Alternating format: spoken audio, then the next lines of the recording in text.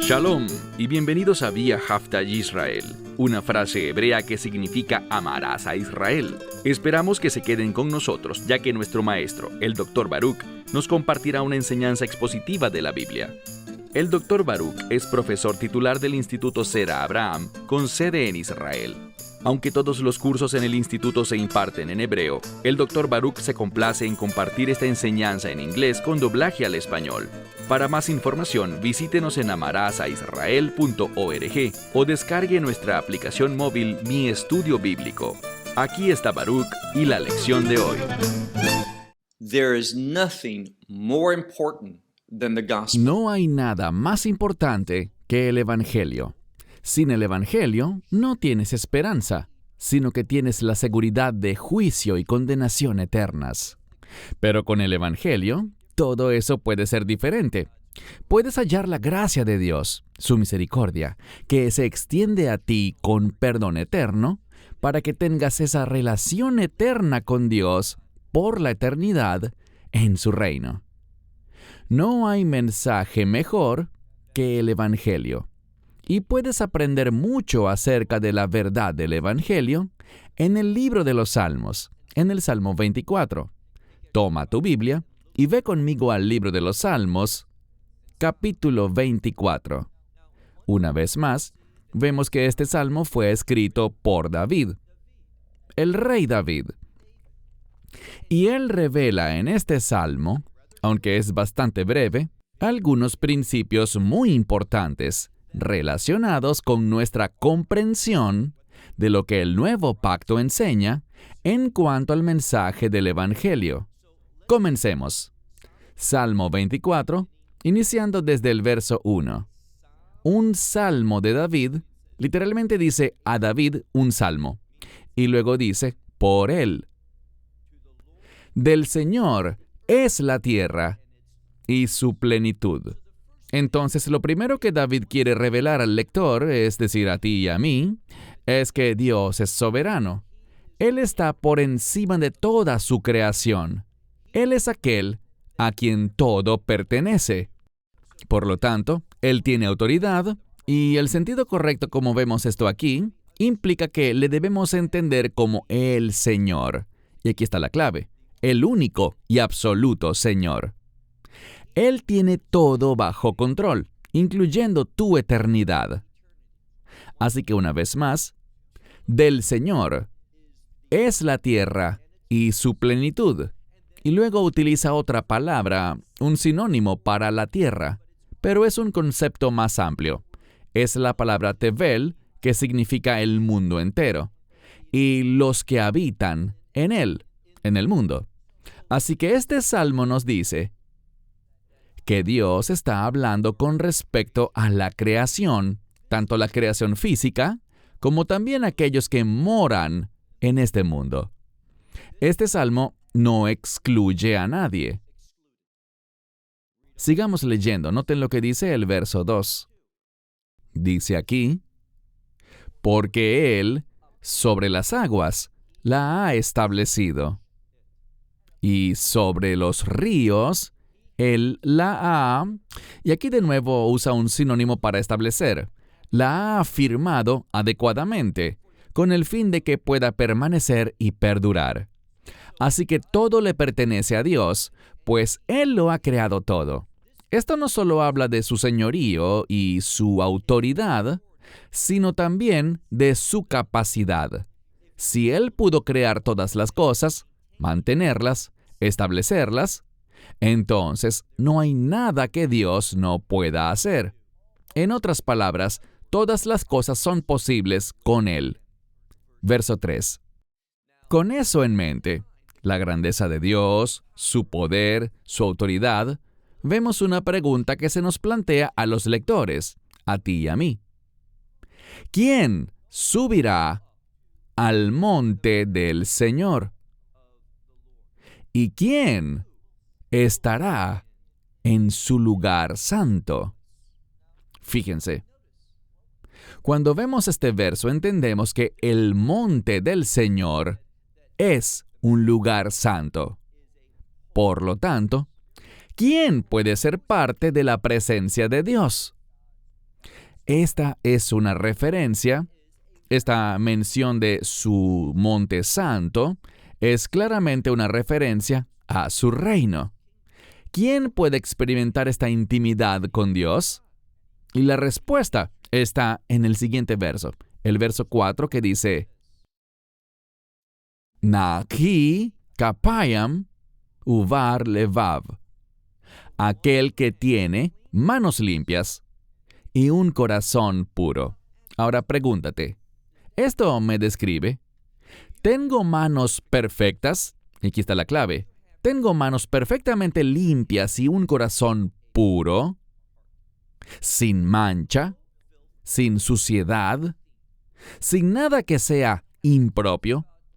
Cuando el Salmo habla de manos limpias, es una referencia a las obras, que tus obras son perfectas y sin pecado. Y el corazón son los pensamientos. Tal vez, y esto no es más que una ilustración, tal vez haya alguien que nunca haya hecho ninguna obra mala. Eso no es cierto, a excepción de Yeshua. Pero digamos que sí hubo alguien más así. ¿Pero qué hay de sus pensamientos? ¿Será que siempre tuvo un corazón puro? Es decir, una mente pura. Seremos juzgados, y esto nos enseña algo. Seremos juzgados no solo por lo que hacemos, sino también por lo que pensamos, por lo que deseamos en nuestro interior. Entonces, ¿quién subirá al monte del Señor? ¿Quién estará en su lugar santo? Aquí está la respuesta. Aquel que tiene manos limpias y un corazón puro, que no ha elevado en vano. Esto de elevar quiere decir que no ha hablado vanidad. Y cuando dice aquel, habla del ser interior, su alma. Literalmente dice mi alma, el que no ha tomado juramento en mi nombre, que no ha hecho un juramento en vano. Final del verso 4. Y que no ha jurado con engaño. No ha jurado por algo que no es verdad. Lo que vemos es que no solamente se juzgarán nuestras obras y pensamientos, sino también nuestras palabras. Nuestro hablar revela muchísimo sobre nuestra condición espiritual. Aquí, cuando miramos todos estos aspectos del ser humano, ¿qué descubrimos? Descubrimos que estamos en problemas, porque nuestros pensamientos no siempre son puros, nuestras palabras no siempre son honestas y nuestras obras no siempre son correctas. Dice en el verso 5, el que es así, ¿qué recibe? Recibe la bendición del Señor. Mi esperanza es que anhelemos ser así. Y esto es un aspecto fundamental del mensaje del Evangelio. Sabemos que no hay justo ni aun uno. Por supuesto, la excepción es Yeshua. Pero entre los seres humanos, nacidos de manera natural, concebidos naturalmente, no hay justo, ni siquiera uno. La Escritura dice, todos hemos pecado y estamos destituidos de la gloria de Dios. Lo cierto es que esa es la realidad, pero ¿es eso lo que queremos? ¿Queremos ser personas que hablan falsedades, que hacen juramentos con engaño, que practican lo que no es limpio delante de Dios? Aquí está la verdad bíblica. Un candidato para la salvación deseará dejar todo eso. Él querrá tener manos limpias, un corazón puro y palabras llenas de honestidad. Esa es la persona a quien Dios está dispuesto a salvar, en cuya vida Él se moverá. Pero si no queremos vivir rectamente, si lo que deseamos es continuar en pecado y al mismo tiempo no ser juzgados por el pecado, no eres candidato para la salvación. Lo que necesitamos es un genuino arrepentimiento. Un verdadero candidato para la salvación quiere arrepentirse y, en efecto, lo hace. Él desea apartarse de su pecado. No quiere vivir en desobediencia a Dios. No quiere pecar. Su motivación para llegar a la fe es precisamente apartarse definitivamente del pecado. Entonces, tal persona que busca la bendición del Señor. Y fíjense, la justicia del Dios de su salvación. Esto también puede traducirse como su Salvador. Y esta palabra para justicia es muy interesante porque esta palabra, utzdaka, en hebreo, esta palabra utzdaka habla de justicia y rectitud, pero esto es lo que debemos entender. Se trata de una justicia y rectitud que se logra por la gracia de Dios. De hecho, mientras preparaba este estudio, revisé diferentes materiales de referencia y, aunque aquí está escrito justicia, esta palabra, utzdaka, lo que descubrimos es que abajo, en la franja de ayudas, aparece la palabra Gesed o gracia. ¿Por qué? Esto es lo que enseña el judaísmo. No existe justicia sin la gracia de Dios. Creo que esto es muy significativo. Lo que vemos es esta relación que existe entre la gracia de Dios y la justicia que ella produce, y que se manifiesta por medio de la salvación. Así que este es otro punto muy importante del rompecabezas. Y este es que Dios es lleno de gracia. Dios salva y lo hace por medio de su gracia con el propósito de alcanzar a aquellos que quieren vivir en justicia y rectitud. Ahora, no somos justificados por obras de justicia.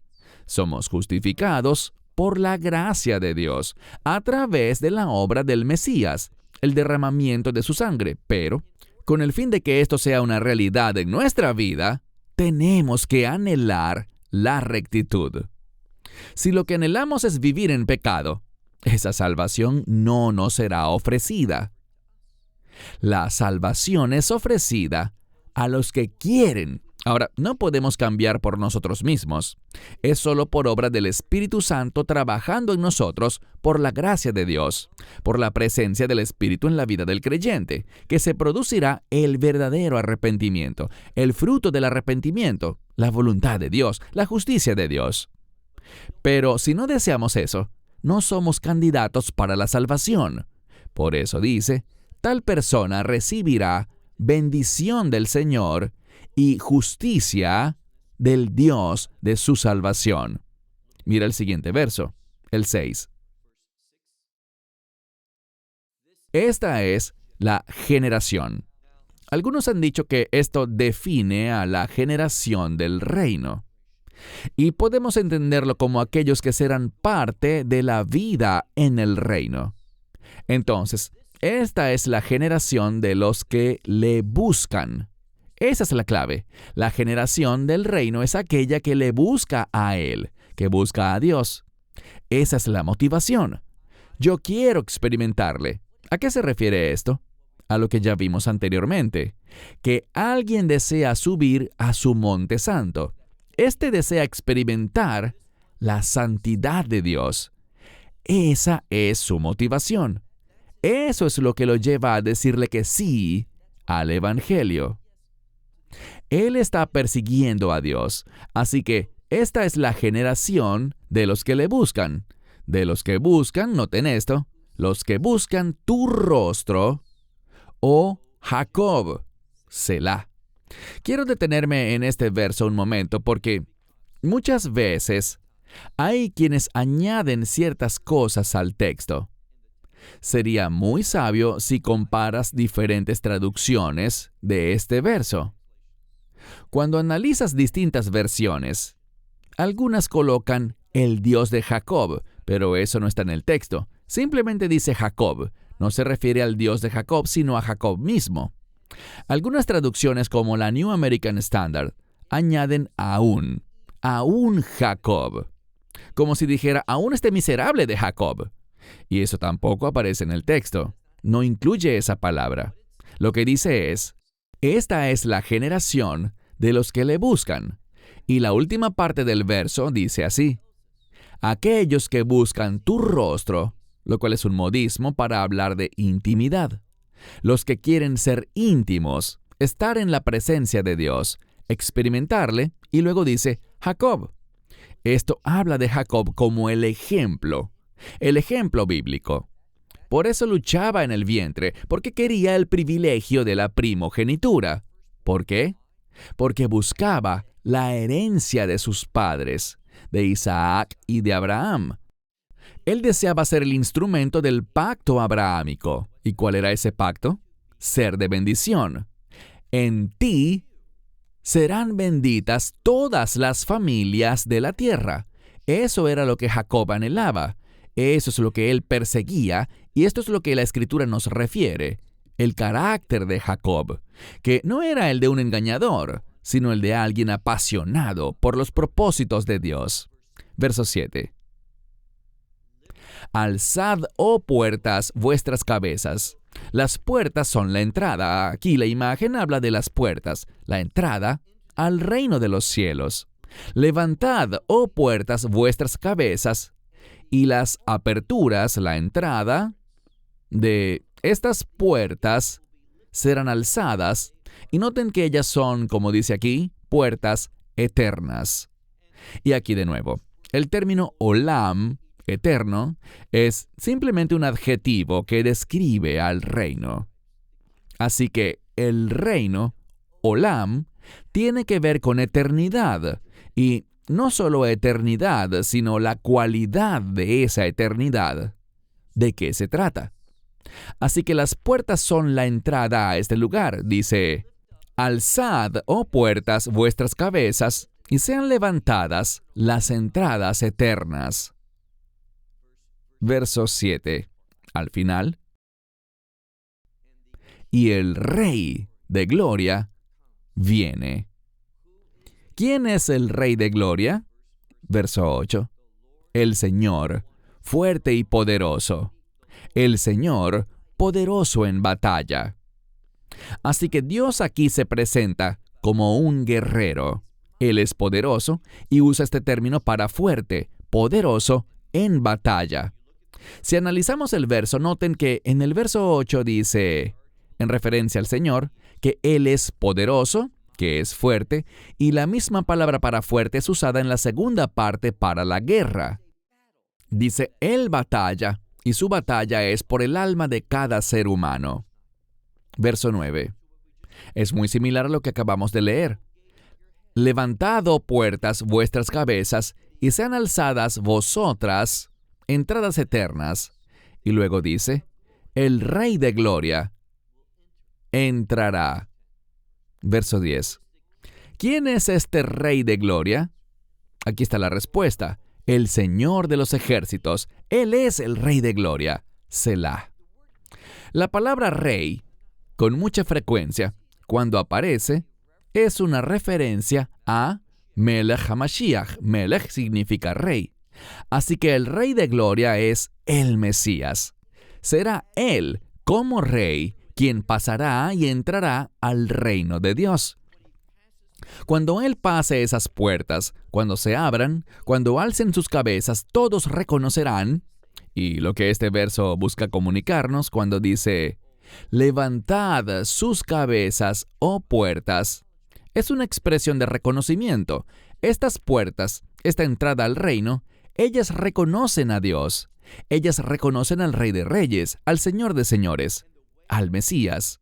Y la manera como una persona entra al reino de Dios es reconociendo a este mismo Rey de Gloria, a este mismo gobernante. Y esto es lo que yo te diría. Cuando leemos cuidadosamente la palabra de Dios, por ejemplo, en Colosenses, vemos que fue verdaderamente el Mesías Yeshua, el Hijo, quien creó todas las cosas, y no solo las creó, sino que las sostiene, las mantiene. En esto vemos su soberanía, su poder, su autoridad y su capacidad para producir lo que dice la Escritura. Él es poderoso en batalla. ¿Y cuál es el resultado de esa batalla? Una experiencia de salvación. Él fue a la guerra por ti. ¿Y dónde se libró esa batalla? en la ciudad santa de Jerusalén. ¿De qué manera? Cuando fue a la cruz, cuando entregó su vida, cuando lo rindió todo. Él fue poderoso al entregar su vida. Y es solo cuando recibimos su provisión que esas puertas del reino de Dios se abren para nosotros, y estaremos allí y veremos por siempre y para siempre a este maravilloso Rey de Gloria. Salmo 24. Un gran salmo que nos enseña principios para disfrutar una eternidad de reino. Cierro con esto. Shalom desde Israel. Shalom from Israel. Esperamos que te hayas edificado con el mensaje de hoy y lo compartas con otros. Te invitamos a seguir nuestros estudios cada semana por este canal y por el portal de YouTube de Amarás a Israel. También puedes descargar nuestra aplicación móvil gratuita, Mi Estudio Bíblico.